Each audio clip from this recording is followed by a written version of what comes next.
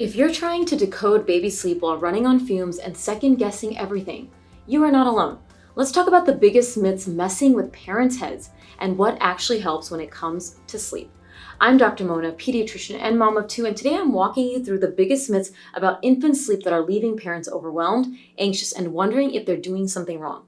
This is one of those videos to bookmark and share with every new parent you know, and if you're new here, hit that subscribe button. I've got more no pressure, evidence-backed parenting guidance every week. Let's get into it.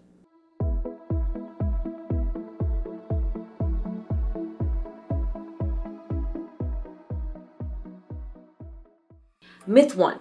Babies should sleep through the night early. Yes, some babies can sleep 10 to 12 hours by 12 weeks.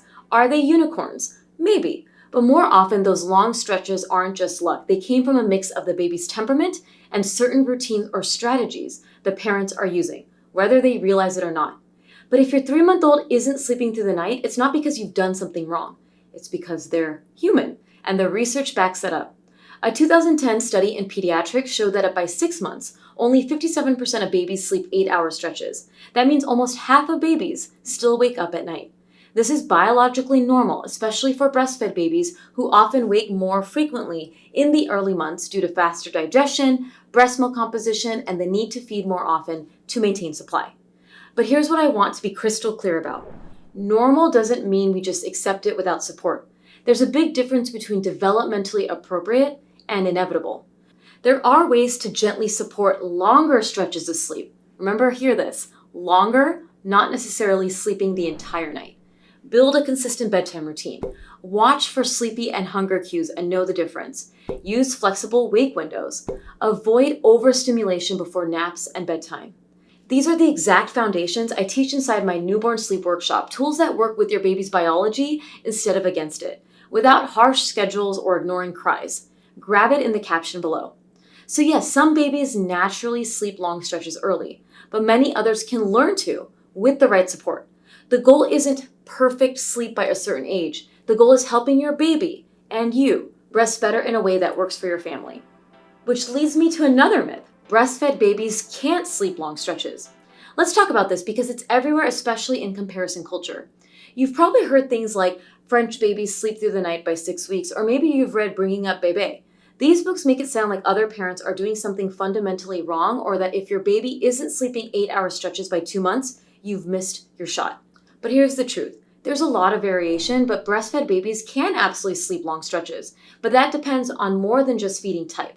Sleep environment, your baby's temperament, routines, and even how daytime feeds are spaced can help.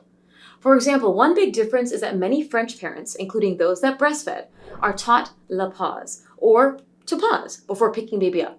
They wait and watch, giving baby space to try and resettle. Why does this help? Make sure you keep watching as I'll go over pausing soon. So here's the reframe. Yes, babies, breastfed or not, can learn to sleep longer stretches, but it takes readiness, routines, and rhythm, not guilt, and not comparisons to another child in your friend group.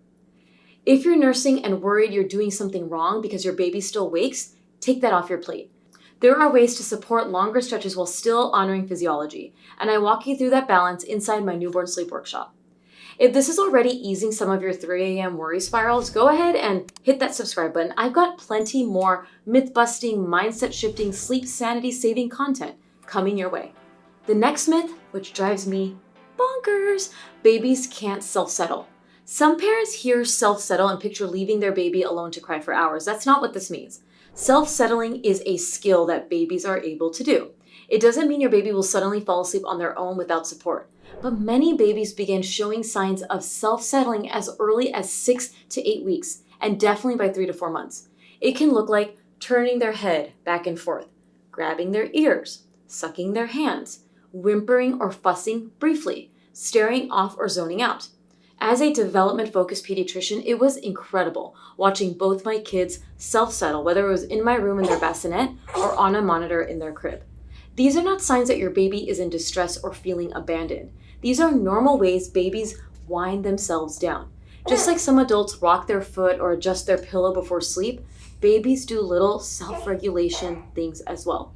And when I talk about that pausing or that fussing, think of it like balance biking. You're still there spotting them, but eventually they find their own rhythm. Same with sleep. If you always jump in at the first peep, you might actually interrupt a baby who was mid-resettling. Research shows that short bouts of fussing are not distress. Babies vocalize in light sleep. They shift, stir, cry out, and often fall back asleep if given a moment. Supporting self-settling means being responsive, not reactive. It means pausing, watching, and responding only when they need us, not before they've even had a chance to try. This isn't about forcing independence. It's about respecting their process while staying connected, present, and tuned in. The next myth, hands in the mouth automatically mean hunger. This one trips up a lot of parents, especially around the 6-week mark. Yes, sucking can be a hunger cue early on, but it's also a self-soothing behavior around 6 weeks. Around this age, babies discover their hands. It's new, it's comforting, and it's actually a sign of their nervous system developing. With my daughter at around 6 weeks, she would fuss so much after feeds, and I kept thinking she was cluster feeding. I'd give her a pumped milk bottle and she would fight it. Cue my panic. What is she doing? Why is she not eating? And then I realized she wasn't hungry. She needed help settling down because she was tired. So if your baby just had a full feed and is now sucking their hands 30 minutes later, it doesn't always mean that they're cluster feeding or hungry. It might mean that they're tired, overstimulated, or just trying to settle. The mistake I see most often is that parents offer another feed the moment they see hand suckling. But when we do that, we can actually create more issues. We end up confusing sleepiness for hunger. We feed when it's not needed. Naps get skipped or sleep gets skipped, and we unintentionally start building a feeding-sleep association. Over time, your baby may begin to rely on feeding to fall asleep even when they're not hungry, just because that's the pattern we've reinforced. That can lead to more night wakings, shorter naps, and a baby who's harder to settle in general. This is especially common after 6 weeks when babies become more alert and hand-sucking ramps up. So this is the time to zoom out and ask yourself, when was their last full feed? Are they showing other sleepy cues like yawning, zoning out, or turning away? Are they in their wake window? Understanding the difference between hunger and tiredness is a game changer. It can prevent overfeeding, reduce overtiredness, and help you protect naps and longer nighttime stretches. The next myth is pausing. You must respond instantly to every sound. Myth. You don't. Babies are noisy sleepers. They grunt, shuffle, moan, even cry out, and often fall back asleep on their own. These sounds are part of how they move through sleep cycles. When we rush in too quickly, we can actually interrupt their natural rhythm. That's why I teach something simple but powerful. Pause, then respond. You're not ignoring, you're observing. That pause gives your baby a chance to resettle and gives you a better shot at understanding what they really need. Some babies vocalize as they shift between sleep cycles, and jumping in too quickly can wake a baby who might have drifted back on their own. So instead of reacting right away, take a breath, ask yourself, are they escalating? Are they truly awake? Or are they just shifting? Here's why the pause is such a game changer. 1, you avoid accidentally waking them up when they were mid-sleep cycle and are about to settle. 2, you reduce unnecessary feeding associations. If every wake up is met with a feed, even when they're not hungry, it teaches them that feeding is the only way to fall back asleep. And 3, it helps you get better at reading your baby's cues. Over time, because you're pausing, you'll start to know, this is a fussy, tired cry versus, no, that's a hunger cry. They need me. It's like learning a new language, but the pause is where fluency starts. So take a beat, pause, observe, then respond. It helps them sleep better, and it helps you respond with more confidence, not just habit. And if I'm making you feel more prepared for infant sleep, hit that subscribe button. The next myth, you need a perfectly timed sleep schedule down to the minute. No, babies don't follow clocks, they follow patterns. Especially in the first few months, trying to stick to a down to the minute schedule is not only unrealistic, it's exhausting. What babies really need early on is rhythm, not a rigid routine. That rhythm might look like wake, feed, play, sleep, then repeat. It's not about exact times, it's about consistency and flow. This stays true beyond the newborn stage as well. Even as babies grow, what matters more than hitting an exact nap time is having a consistent rhythm that supports their cues, their development, and your sanity. As they get older in their infancy, a routine with a consistent bedtime helps, but tweaks may happen and troubleshooting to find the right bedtime for your baby depending on naps. After 4 months, a bedtime between 7 p.m. to 9:30 is good. If your current schedule helps your baby thrive and it feels good for you, amazing. But if you're constantly stressed because your baby didn't nap on time today, it's okay to loosen the grip. Focus on what your baby needs that day, not what the clock is reading. The truth is babies thrive on rhythm and not rigidity, and you'll both get better sleep when the routine works for your real life, not just the chart on your fridge. The next myth, you must follow wake windows perfectly. Let's break this down. A wake window is the amount of time your baby is awake between sleep periods, starting from the moment they wake up to when they go back down again for sleep. It's not a countdown clock. It's more like a reminder to start watching for sleepy cues within that range so you can catch that sweet spot before they get overtired. There's no hard scientific formula behind wake windows. They're based on patterns observed in clinical practice, and yes, they vary depending on who you ask. But that doesn't mean they can't be useful. Wake windows are incredibly helpful, especially when sleep is a struggle. They give you a starting point. And here's a general guide on wake windows in that first year.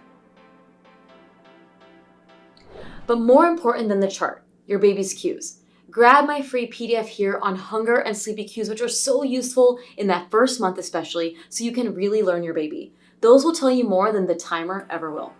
The next myth, skipping a nap helps your baby sleep better at night. No, there's a saying that sleep begets sleep. They have to sleep in the day to be able to sleep better at night. If a baby is overtired, it can actually make it harder for them to settle. Think of naps like fuel stops on a road trip. Skip too many and the whole ride gets bumpier. Instead of chasing one perfect stretch at night, focus on daytime rhythm. Appropriately timed naps, full feeds, a calming bedtime routine. That's what sets the stage for better sleep day and night. And I am very much okay with contact naps during the day, because sometimes a contact nap is what you're going to need to get that nap in so that they sleep better on their own at night.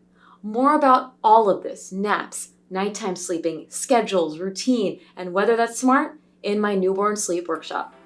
The next myth, you need all the fancy gadgets to get good sleep. You don't need a $1,000 bassinet or white noise machines with 47 settings. You need a safe sleep space, some soothing routines, and a basic understanding of your baby's cues. Sleep isn't something you buy, it's something you support.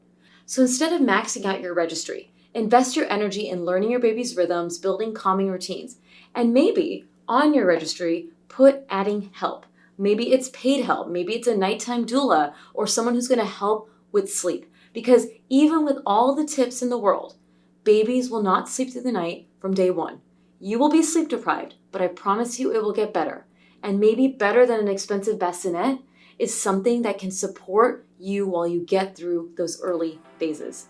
And the last myth, you have to sleep train or your baby will never sleep on their own, and every sleep training method involves crying. Not true. Yes, some families choose sleep training, but it's not the only way, and every method doesn't involve a lot of crying. The AAP supports behavioral strategies that are safe and developmentally appropriate, but there's no rule book that says you must do it or that sleep success has to happen by a certain age, especially in that first year. What we're really aiming for is this, helping babies develop healthy sleep stretches, minimizing strong sleep associations, learning when to pause instead of reacting right away, and knowing the difference between hunger and needing comfort. Check out this for all of my free and paid sleep resources, your complete guide to baby and toddler sleep support. Think of sleep teaching like a buffet. You don't have to take everything on the table. You pick what works best for your baby and skip what doesn't. Here's the bottom line. There's no gold medal being given out to the person whose baby slept through the night earliest. You don't need sleep training, but you do need sleep foundations. That means tuning into rhythms, understanding sleepy cues, creating flexible routines, and building your own confidence. And that's exactly why I created my newborn sleep guide and my other sleep resources. If this video helped you breathe a little easier, hit that like button and subscribe. I've got more where this came from, and I'd love to hear from you in the comments. What sleep myth messed with your head the most? Let's talk about it below. And if you want more sleep content or any other types of content, let me know in the comments or in the community post section so I know what videos this community wants. I'll see you all next time. Stay well and hopefully a little more rested.